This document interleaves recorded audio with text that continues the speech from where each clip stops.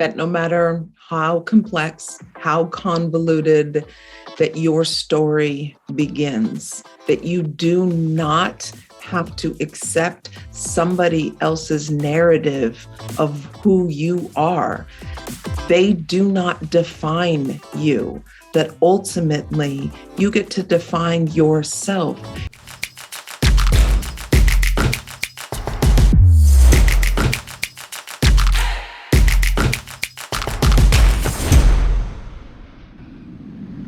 On this episode of the Creator Community, we'll meet Naeema Olatunji, a mother, entrepreneur, avid cyclist, and chiropractor. We'll learn of her upbringing that for years left her confused about her identity and questioning her own worthiness. We'll hear about her triumph of overcoming the need for food stamps to earning her doctorate degree and starting her own successful business. We'll then follow Naeema's journey of coming to terms with the pain of her mysterious upbringing that lingered for decades, to finding her way to process her struggle and becoming an unexpected author of Raised as a Lie. Check out the show. Welcome to the third season of the Creator Community. This is a podcast series from book publisher New Degree Press, or NDP. I'm your host, John Saunders, founder of Forward Advisory Solutions. This show is designed to celebrate, elevate, and showcase many of the incredible authors that have published their books with NDP. This year, 2021, NDP will cross over 1,000 published authors. In this show, we get to know the authors and their books, as well as give you a behind-the-scenes look at their journey. We'll find out what it takes to bring a book from an idea to being available wherever you buy books online. It's no easy task, nothing worth it ever is. But with the solid structure, coaching, and community, it's very much attainable. Today I have with me Dr. Naeema Olatunji, chiropractor, entrepreneur, avid cyclist, foodie, and now author of her new book, Raised as a Lie. It's a memoir which explores the story of growing up amidst deceit, denial, and racism. The book bravely takes the reader from family secrets to freedom.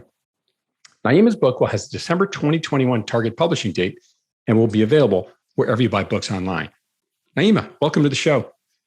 Thank you, John. It is such an honor to be here. I'm so excited for this interview. Thank you for the opportunity. It is my pleasure. It's so great to have you here.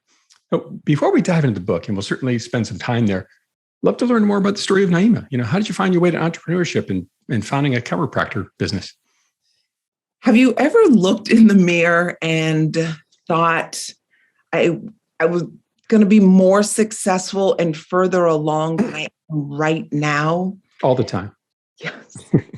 I had that moment when I was 36.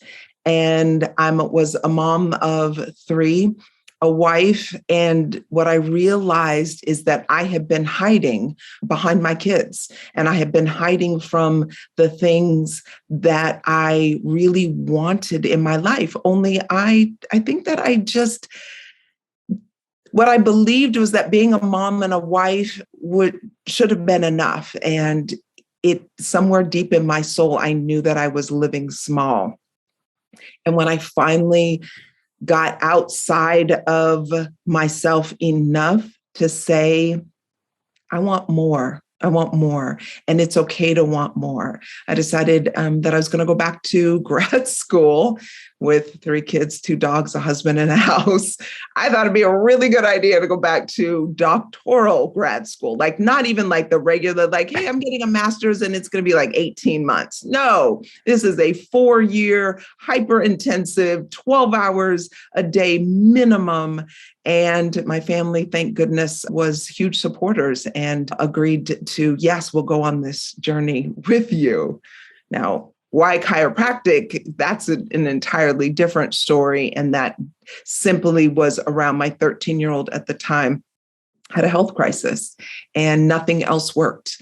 And when a chiropractor finally introduced herself into our lives, it changed everything.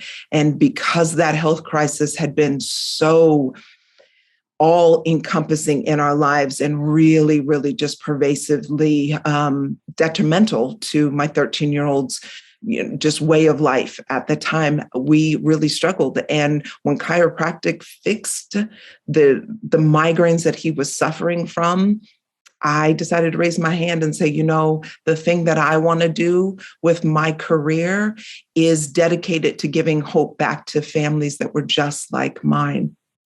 Turns out it's been a great decision. 13 years later, I am even more happy than I thought possible. And I'm just super grateful. So your son is okay now? He is Oh, good. So amazing. While he has not got any more migraines, he certainly caused a few in his time. But at 26, he's phenomenal. And I'm really grateful because the trajectory of where his life was going, pain meds, opioids, those sorts of things are just not part of his reality. And what a blessing. What a blessing.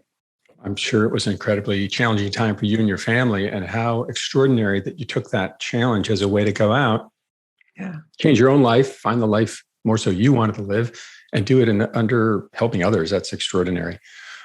Was it your son's health issue, you think, that drove this sort of spark, or what was the moment at 36 you really said, I need to jump out and do this? It really was the moment in the mirror. I thought that by 36 that I would be this uber successful attorney, is what I thought. And that was because I had originally started undergrad with a political science major. I was going on to New York and I was going to go to NYU Law School, and I was going to have this amazing high-powered career as an attorney living in New York, fighting the good fight. And what happened instead is I found out who my father was, and it completely changed the entire trajectory of where I was going and what I thought that I was going to be. And it was based all off of heritage. And so now, 30 years later, I wrote a memoir about it. Unbelievable. And certainly that's a lead into your story. I'd love to touch on one more subject before we go there, which is, when you think about this, you've been on this creative journey, you've written this book, it's taken a year of actual work, but certainly many, many years of thinking about it and framing it out and this kind of thing. Have you found, what has the creative journey been like for you? Is entering this new space, running a business as an entrepreneur? What was the creative journey like for you? When I finally got out of my own way and said yes to writing this book and telling my story, what I was most terrified of is, how do you do that? You're not even a writer. Like, I'm not even a journaler. And I didn't understand how that I was going to make that a reality. And it wasn't until my really good friend Morgan wrote her book and she went through the Creator Institute and NDP that I called her up one day and I was like, all right, tell me about your process. And when she shared it with me, I reached out to Eric and we had this conversation. And in the beginning, because the structure was so organized, it allowed somebody like me who I felt like here's the truth. I felt like I wasn't even handling all the things that were in my life. Like, I'm the circus lady spinning all of the plates. Only I know when I'm on one end of the plate spinning platform that the plate on the other hand, it's already crashing. I'm already knowing this. This is the type of life that I am. And I'm not super organized. Don't tell anybody. I'm not super organized. I'll keep that secret. So because of that, I didn't think that somebody like me could actually become an author and actually write a whole entire book. And so it was the small sort of bite-sized pieces and writing assignments that the program created where the structure was both rigid and flexible enough. And so that was how that I was able to create, this book. But before that, it was just all sort of in the air, like something you think about, fantasize about, but to really give it legs, I needed a structure and I needed a program and I needed a lot of hand holding. And I am beyond great. You want to talk about gratitude, beyond grateful for that. I am here today because the Creator Institute and because of NDP. There's no other way to accept that that's the gratitude that is in my heart. What an incredible journey. Morgan Wider, of course, is I think who you're referencing there, and Eric Custer, the founder of this whole organization, Creator Institute and New Degree Press. I think there was a moment too when you think about this where you how did you fit this thing into your life, right? Where this isn't a sort of a 30-minute add-on to your day writing a book. How did you fit this into your life, Naeema? So in the beginning, because they were small bite-sized writing assignments, that was how, like, oh, just write a story about this. Oh, it's just 200 words. Oh, now you just need 500 words. Okay. It was those assignments, right, that made me think, all right, I can do this. Because if we roll back just for a moment, Eric and I's very first conversation was like, hey, you're going to create this book and it's going to be 25,000 words. And I thought he was kidding. So I laughed. And then I realized that he was actually being serious. And I was like, well, that's not possible. Like, that's not what we're doing. Because I have all of these other things going on. And by the way, I don't even journal. So I don't even know how's that even going to happen. And to look at the end product, I'm astounded. And it really was because the first assignment was to write one story. The second assignment was to write 2 stories. And then we're going to take those stories and we're going to sort of create something bigger. It's called a chapter, right? I think for somebody like me, when I anticipate what something is going to look like, if I know what the end looks like, then I'm shying away from it because that seems too big. But if you give it to me in bite-sized pieces, then I know, oh, I can take some time before I go into the practice and I can write for an hour. Oh, I can take a couple of hours on the weekend and I can do some writing. Oh, now that I have this entire day off when the assignments got bigger, well, I'll just take 5 hours with a lot of breaks in between. And the closer you get to deadlines, the more motivated you are. There were some times, don't get me wrong, there were some moments where I had to tell my team at work, like, listen, disturb me for no other reason than my kids are dying. Like, do not open this door.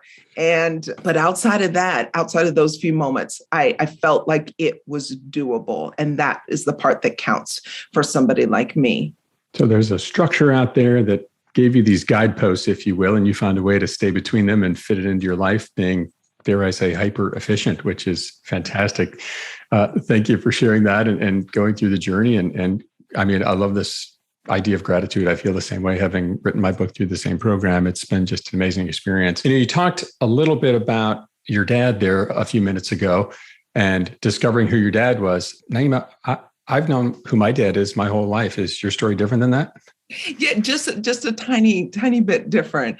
I didn't think that my story was very unique in that it was just my life. And it was not actually until I was in my early 30s. I was part of a support group for moms, and all of the women were of color, right? And we're all sitting around and we're chatting at one of our monthly dinners. And the woman next to me, Sophia, is talking about her hair journey, because Black women always can connect on hair and curls and what it means, and how do we take care of it, natural versus chemically sort of styled, and all the things. And she says, you remember those burns that you used to get on the back of your ear when your mom would be straightening your hair from that hot iron comb, and you'd be hanging out in the kitchen with her. And I listened and I was like, oh, that was before I was Black. And she was like, what? And I just decided that moment that I would share the story. I have never talked about it publicly before. And there was over probably 50 women in that room. And as I continued to tell the story, all the conversations around me started quieting down, and they began listening to this story of this young brown girl who grows up in this white family and all white schools. And, mom tells her that her dad is her brother's dad, and he's blonde haired and blue eyed, and she's not exactly sure where the curls of the brown skin came from, but don't worry, it's somewhere explained in some deep, dark recesses of your ancestry. And it wasn't until I was 18 that lie was revealed.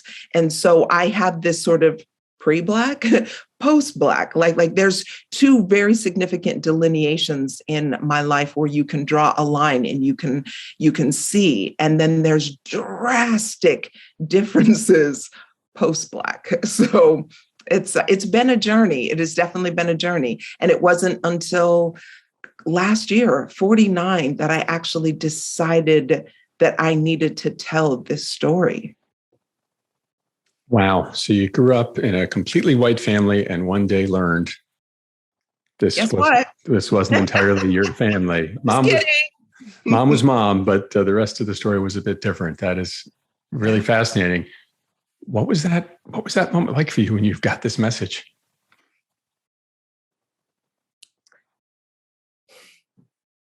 It was tough. It was really tough. I grew up always being the outsider. I grew up always wanting to fit in. When I was 4, we lived in this really small rural farming town. And my mom was gardening, and I was in the garden with her, and I was watching her, and she was picking the sides of her thumbs. And I was wondering, because we're both kneeling down, and, I'm supposed to be pulling bugs off of tomato plants, but I'm trying to figure out how to eat the strawberries. And I just noticed my mom's fingers, and she had paused, and she was sort of gazing off, and she wasn't watching me watch her.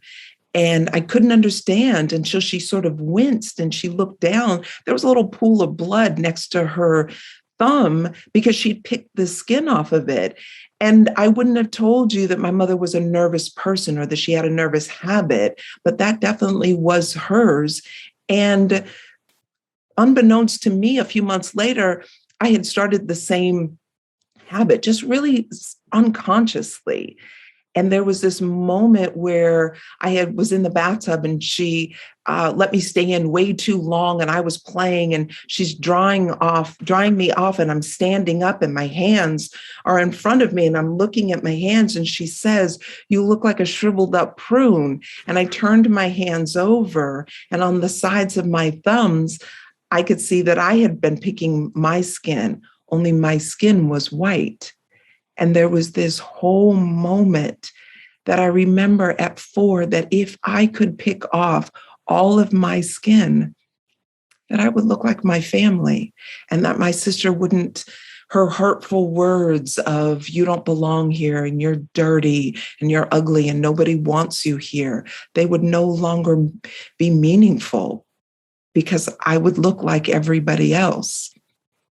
So when you fast forward to when I'm 18 and my mom is saying, "By the way, Jim's not your father," and you think all those years of feeling like I didn't fit in, that nobody wanted me, that nobody would claim me, that I was somehow less than, sort of all came to a halt in that moment. And then I had to spend a long time trying to unravel those things. But I kept those very secret. Like, I didn't share how hard of a time that I was having with anybody. And I had learned that as a child, to keep your feelings quiet, and you keep them inside, and you don't share them with people. And you certainly don't share your vulnerabilities, because it won't serve you. And so it took me several decades to come to terms with what that meant for me. And I'm glad that I finally did, and explore all of that through the book. It certainly was a cathartic process. Wow. So as a young child, you saw a nervous habit your mom had and saw it as a way to remove your identity issue, if you will, your color, so you could be like your family. And sitting there as a young child wondering, why am I so different than all my family? And never knowing, because you were raised as a lie, were you not? Yeah. I mean, holy cow. So what was the inspiration? Why did you feel the moment to get this story out there? Why did you have to get this story out there, Naeema? I think that for a very long time, what I didn't realize is the decisions that we make as a child, that they carry over. So psychologists call them traumatic childhood events. And what we do as children is that we make decisions about what things mean on a very subconscious level. But then those decisions affect our choices. And then we're adults and we're making all of these choices about things that on a very subconscious level that we're not even aware of. And I was post-divorce 6 years, and I thought that I was going to be alone. I truly did. And I was afraid of that. And then I met a man. And I thought it was my forever man because my marriage clearly had turned out not to be. And I was devastated when he decided he was going to leave. And I built my chiropractic practice. And there I was in the practice, standing there with him on a Sunday. We were supposed to be heading to brunch, and he's informing me he's leaving. And I dropped to my knees and beg this man, hands clutching his pants, trying to prevent him from walking out the door, to please just love me and don't leave. And it was the moment that you sort of leave your body and you're up somewhere in the ceiling looking down. And I could see myself begging some man. And all I think is, why do you never feel like you are worthy? Why are you always in pursuit of things to convince yourself and others that you're enough? And I needed to figure that part out because, again, for 30 years, I have been going about my business, stuffing down all of the hurts and the pain of not feeling like I was enough and not feeling like I belonged. And here I was, and it's undeniable. You cannot, I believe in my heart, at nearly 50, look at your actions and say, yeah, these are good. I'm good. I'm normal. It's not. And it wasn't okay with me. And in that moment, I decided you either figure this out or you spend the rest of your life in this same exact position, begging somebody to give you your self-worth. And I just decided enough was enough. Today's the day. Today's the day to move on. I mean, so many challenges you've faced in your life as a child, all this misunderstanding, all these lies you lived under, not knowing what your identity was, and culminated in you on your hands and knees begging a man to stay with you. I mean, and then what in that moment, how did you find the power and the strength to have that realization? I think many would have curled up in a ball and just gone away.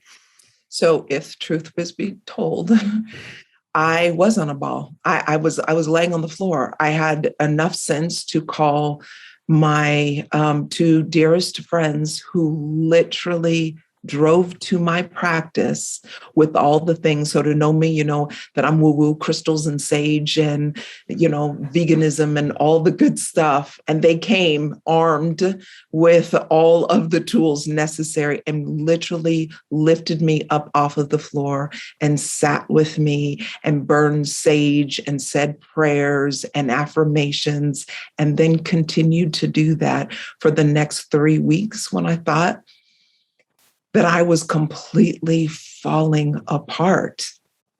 And so what I have learned, because this is, mind you, people, it's November. This was January of this year.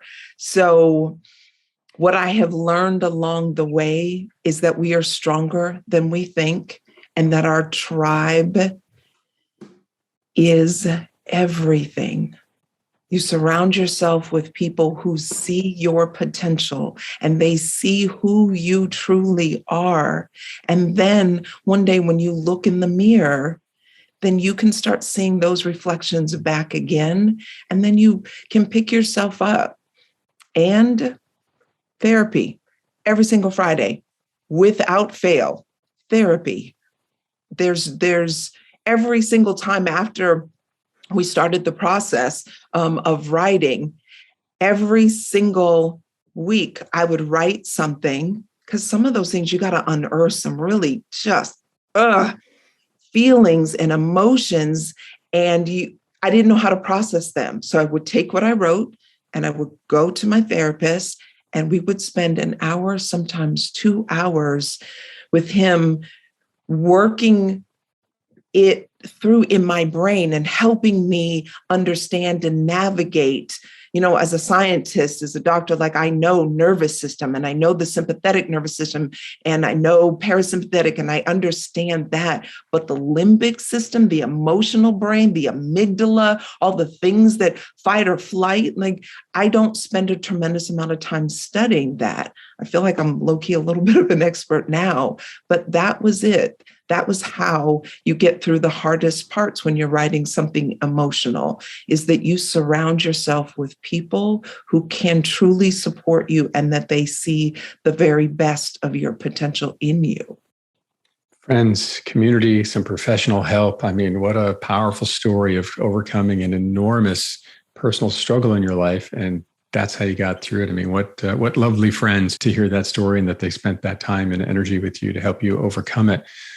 When you think about Raised as a Lie and this journey of your life going through this, not knowing who your dad was till you were, an adult, what do you think was the hardest part about writing this book for you, Naeema?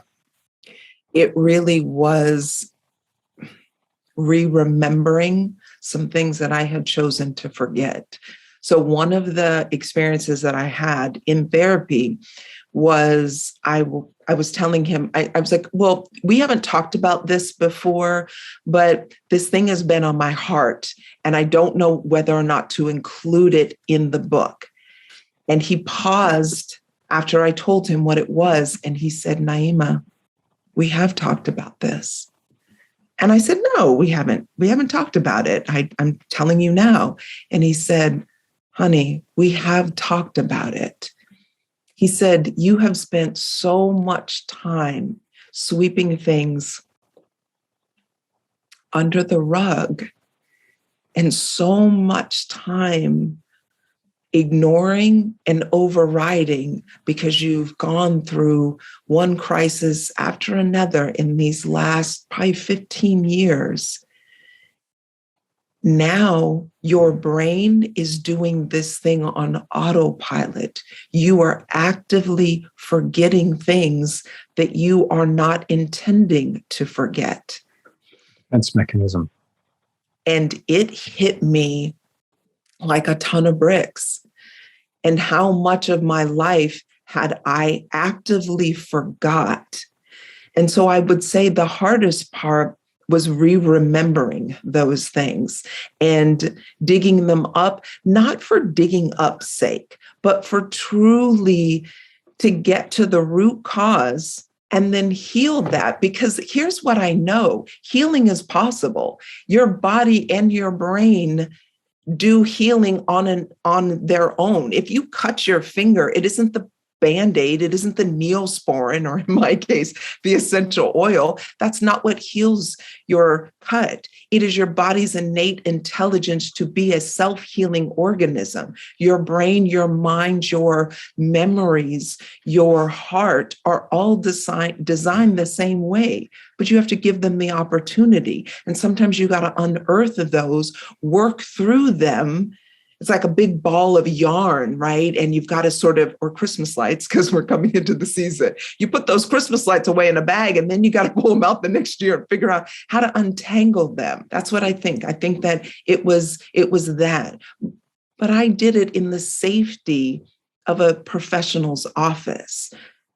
And I think that when you have that security and you know in your heart that the person is there for you to help guide you through some pretty tumultuous times, then you, at least for me, felt far more comfortable in being able to peel back the layers, right? Shrek says the ogres are like onions. They're like layers.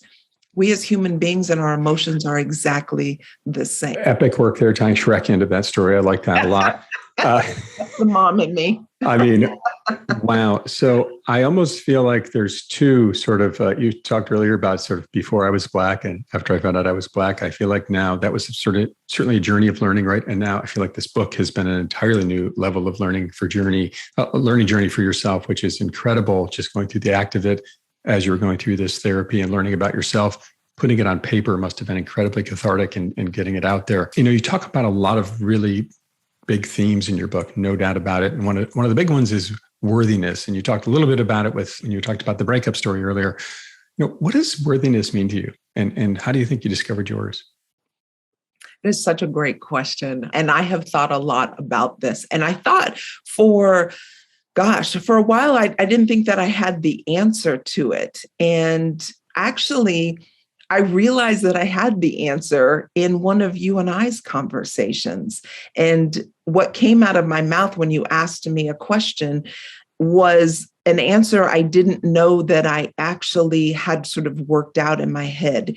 And it's this: the self-worth that we all walk around with, depending on where on the scale and the spectrum that you are. What I have learned, and I believe this to be 100% true, is that worthiness is defined by the word that you keep to yourself. So when I said that I would write this book, this mammoth of a project that, if I'm truthful, I didn't actually think that I could do. And then slowly but surely, I actually wrote a book, chapter by story by story, and then chapter by chapter, I wrote a book. And at the end of the book writing process of the first manuscript, I made a video. And it was just like, hey, look, everybody, I wrote a book. And in that, what I heard myself say is, I said I would do a thing, and then I did a thing. And that feeling that you do the thing that you said that you were going to do is everything. Because how many times do you tell your mother, brother, sister, neighbor, cousin, child, wife, I'll do this. You need me to pick the kids up. Oh, you need me to make lunch. Oh, you need to make me to make the doctor's appointment. Oh, I got to run this marathon with you because you're too scared to do it right. Sure. And then you keep your word to all those people. But for yourself, how many times do you break your word to yourself? And looking at my life in the mirror, I promise you, I have broken my word to myself more times than I would ever be willing to admit. And when I said I would do a thing, and then I did a thing, it was everything to me. And so what I think that worthiness truly is keeping your word to yourself. And maybe you start out small, and they're just small things like keeping a glass of water by your bedside, because when you wake up in the morning, you start your day off hydrating because you said you wanted to drink more water. And then you do it. And you do it one day, and then you do it the next day, and then you do it the next day. And then before you look up, you got a 57,000 page book or 57,000 word book. 57,000 pages that would be a record, I think. Wow. I mean, keeping a promise to yourself. I mean, it sounds simple. And, one of a quote that stayed with me for many, many years, Richard Bach, is the worst lies we tell are to ourselves. And It makes me think a little bit about that. And you kept this promise to yourself. You took on this monumental task. You worked through the structure, the community, the process, and made it happen. What a great way to do that. And I really appreciate the actionable lesson that maybe someone who's struggling out there with their own worthiness or identity can start with, which is the glass of water by the side of the bed. Like, let's stay hydrated every day. I mean, what a great actionable step. Speaking of identity, you also talk about identity in the book, worthiness and identity, two big themes. Now, how do you think your identity has been shaped by this story and your journey? So shortly after, we'll call it 18 months. I think it was about 18 months after I find out who my biological father is, and I know that I am now half Black, I go to USC, University of Southern California, and I decide it would be a really great idea to make up, to compensate for 18 years. And so I become what I'd like to call is super Black.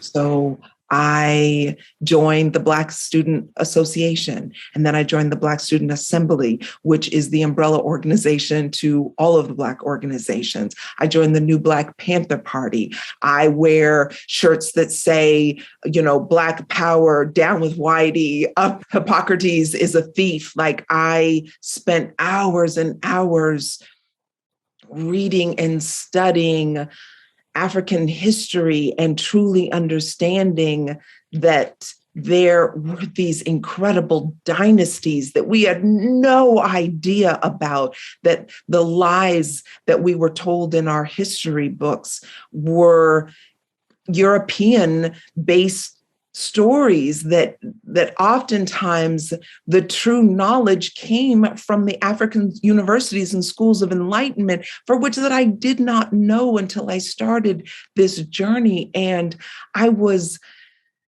so overwhelmed by how amazing Black culture is and African history is, and that it's this living, dynamic being, and that I just wanted to be part of it.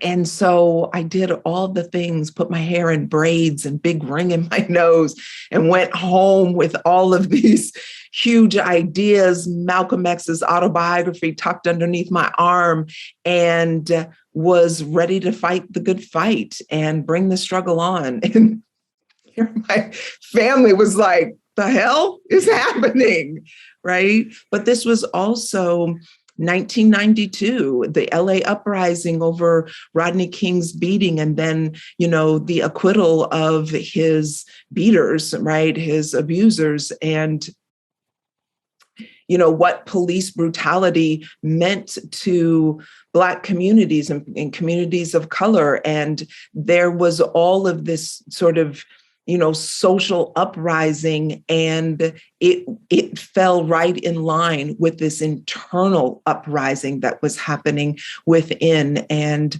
the thing that I can say is that I struggled for a lot of years, because while I became super Black, and I didn't identify with being biracial, because the world, as I was 19 and 20 and 20, what I was learning is the world didn't see me as a white woman. So there was certainly no retreat. So I couldn't go back there.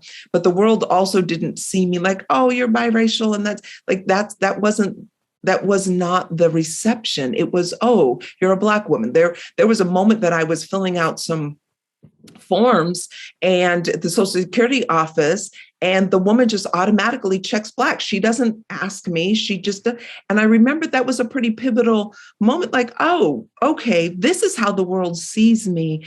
And I just didn't shy away from it. I fully embraced it. But then having two sides of my life, it took me a long time to merge those two. They didn't just come together effortlessly. I mean, my family was Italian and had a lot of racist ideas, and some of it was very subconscious and societal, but they were there. And so how do you navigate and find, the balance in there? I don't know that there is one, but what I can say is that for each one of us, that journey might look a little unique. But in the end, I think more so than, gosh, I need to fit in this box and this label, being okay inside here in your heart and getting very, very comfortable and loving yourself, loving the person that looks back at you in the mirror. That's where I found my peace. So many moments in this story where it feels like your life was being defined by others and you were living the life they thought you should live. And then this moment of awareness at 18 when you realized I was completely raised as a lie. I mean, what an unbelievable story, and how you faced it with such, I'm not going to say fearlessness, because certainly it sounds like there was some fear and pain in there, but how you faced it head on. And what I really appreciate about this story is you never stop being curious, learning about your situation, to learning about your heritage, to learning about yourself. And here you are on the other side of this, as I think another evolution of Naeema that is even stronger and more amazing than the last one. What an incredible story. When you think about this story as a whole, Naeema, along this journey, has there been an unexpected positive for you that just came out of the blue as you wrote the book and went through this journey? Yeah, great question. And thank you for that. I appreciate what you said just now. I would say that the feeling that I'm walking around with this title, author, Because as I said, I didn't actually think that this was going to happen. When Eric said I was going to write 25,000 words, like that was a joke. And I was like, all right. So never going to happen, right? No, right? And hearing people say, oh, you're an author. And I'm like, oh, me. Yeah. Yes. Yes. Yeah. As a matter of fact, I did this thing. Right. So that's been a lot of fun. My oldest is 26, and he sent me a text recently, and it gave me the whole mom moment of, he is this adult out in the world doing these amazing things. But as an adult now, he's looking at me from adult eyes. And the text was simply, I'm so proud of you. And I think I started chiropractic school right before the economy crashed in 2008. And our family lost everything. And we went from a 6-figure family income to food stamps. And one of the hardest parts for me was when my kids found out we were on food stamps. And I had so much shame around it, like we had just failed. And we were on food stamps, not because I thought it would be a good idea to have a backup. But John, there wasn't anything in the cabinet that day. And I didn't know how we were going to get food that day. And I was afraid. And I had to work my way through that, living on financial aid that was meant for a person of one, for a family of 5 when I was in chiropractic school. And I had to fight really hard every single day to make it work. And to now look back, and it's been 13 years, and I've got to accomplish some really cool things. But in the end, that moment that I was so ashamed of being on food stamps, to now when my kid sends me this text that says, you worked so hard and I'm so proud of you. That's pretty dope. Well, it's an absolutely extraordinary moment. I can only imagine you looking at your phone and wherever you were that day, and having that moment, going through this journey, recognizing all the struggles you've faced. I mean, racism, criticism, the lies you grew up with, finding out that, your life wasn't at all what you thought it was. And here you are. You went through this journey of discovery.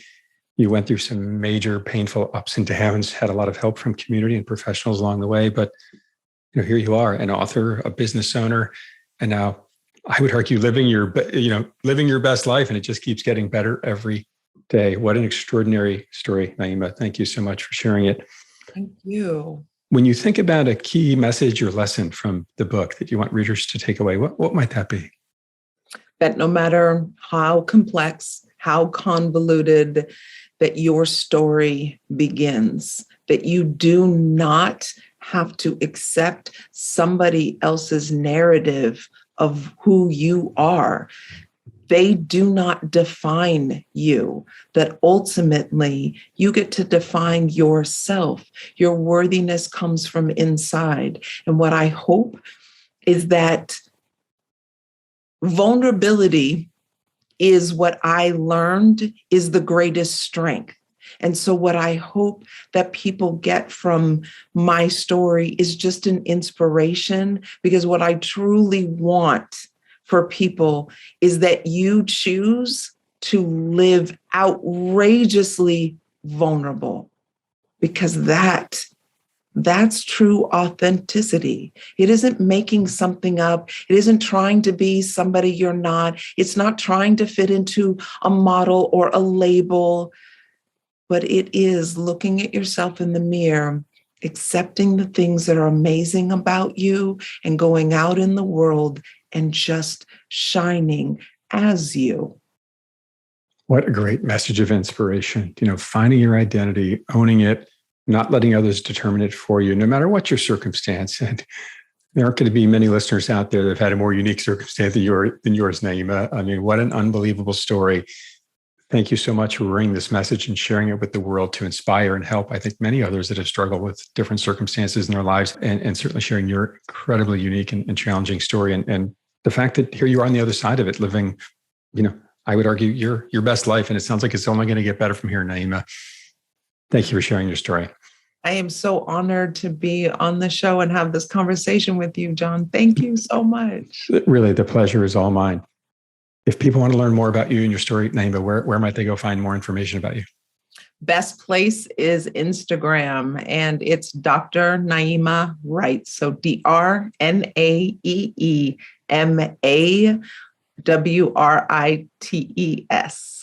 Dr. Naeema Writes at Instagram. Yeah. What a story. Raised as a Lie will be available this December 2021 and can be found wherever you buy books online. Naeema, what a pleasure to have you on. Wish you the best in the rest of your journey. Thanks, John. I'm your host of the Creator Community, John Saunders. Keep moving forward.